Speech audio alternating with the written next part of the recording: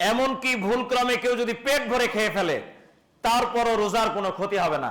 আলহামদুলিল্লাহ, আল্লাহর বিধান কতই না সুন্দর। প্রিয় ভাইয়ের আমার, আপনার দাঁতের ফাঁকে একটা খাদ্য লেগে আছে, এই খাদ্যটা আপনি খোটলাইয়া কিংবা খোটলার নাই এমনি বের হয়েছে, কোন এক কারণে কথা বলতে গিয়া দাঁতের ফাঁক থেকে খাবারটা বের হয়েছে আর আপনি গিলে খেয়ে ফেললেন, আপনার রোজা নষ্ট হয়ে যাবে।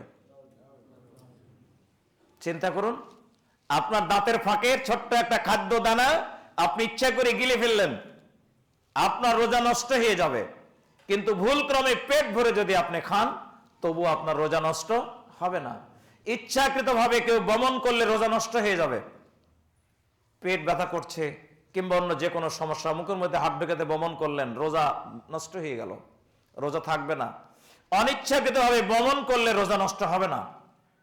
অনিচ্ছাকৃত 5 বার 10 বার 20 বার বমন করেছেন, আপনার রোজা নষ্ট হবে না।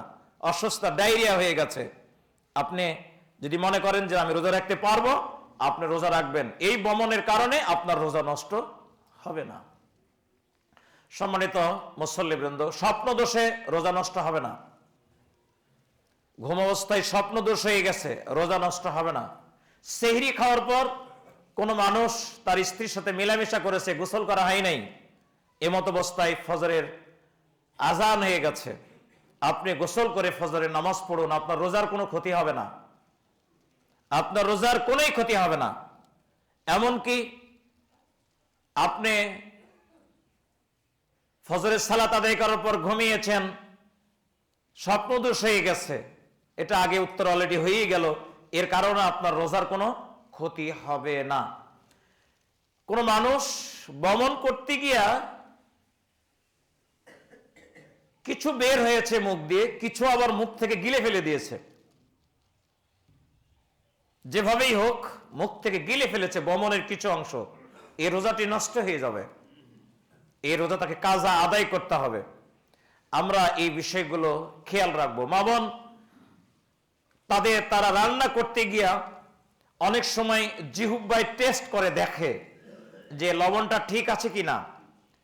এই টেস্ট করতে গিয়া যদি জিহ্বায় টেস্টের পর যদি মুখটা কুলি করে ধুয়ে ফেলে দেয়, ফতোয়ার কেতাবে বলা হয়েছে এটি রোজা নষ্ট হবে না, এই রোজা নষ্ট হওয়ার কোনো কারণ নেই। তবে কেউ কেউ এটাকে মাকরু বলেছেন। আমরা এই কিছু কিছু আরো অনেক বিষয় রয়েছে, আমরা পর্যায়ক্রমে এগুলো জানতে পারবো, দেখতে পাবো। রোজা ভঙ্গের এই কারণগুলোর প্রতি আমরা খেয়াল রাখবো। আরেকটা জিনিস, রোজা রেখে মিথ্যা কথা বলা, অশ্লীল গান বাদ্য এগুলো প্র্যাকটিস করা, অন্যায় কাজ করা, কারো হক নষ্ট করা, ব্যবসায়ীরা ব্যবসা করতে গিয়ে মিথ্যা কথা বলে, খাদ্যে ভেজাল দেয়, পণ্যে ভেজাল মিশ্রিত করে, এই কাজ যারা করবে রোজাবস্থায় তাদের রোজা প্রাণহীন হয়ে পড়ে। একটা মানুষের জীবন না থাকলে কি হয়, ও যেমন মরা, এই ব্যক্তির রোজাটা ঠিক এই রকম প্রাণহীন হয়ে পড়ে। অনেকে বলেছেন, অনেক মুহাক্কিকিন, যে এই রোজা তার নষ্ট হয়ে যাবে। সকাল থেকে সুবে সাদিক থেকে সূর্যাস্ত পর্যন্ত শুধু পানাহার আর স্ত্রী সহবাস থেকে বিরত থাকার নাম সিয়াম নয়। শুধুমাত্র পানাহার আর স্ত্রী সহবাস থেকে বিরত থাকার নাম সিয়াম নয়। সিয়াম হচ্ছে সকল প্রকার অন্যায়, অশ্লীল, বেহায়াপনা, নিষিদ্ধ কাজ থেকে নিজকে বিরত রাখা, এর নাম হচ্ছে সিয়াম। আমি যেমন পানাহার থেকে বিরত আছি, ঠিক তেমনি সকল প্রকার নিষিদ্ধ, অশ্লীল, বেহায়াপনা কর্ম থেকে যদি নিজকে বিরত রাখতে না পারি তাহলে এর নাম সিয়াম নয়। আল্লাহ রাব্বুল আলামিন আমাদের জন্য হেদায়েতকে যেন কবুল করেন।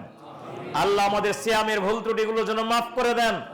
রমজানুল মুবারকে আল্লাহ সুবহানাহু ওয়া তাআলা এই সিয়াম আমাদের নাজাতের জন্য আল্লাহ যেন কবুল করেন। আল্লাহুম্মা গফির লিজামিল মুমিনিনা ওয়াল মুমিনাত ওয়াল মুসলিমিনা ওয়াল মুসলিমাত ওয়াল আহইয়া ওয়াল আমওয়াত বিরহমাতিকা ইয়া আরহামার রাহিমিন।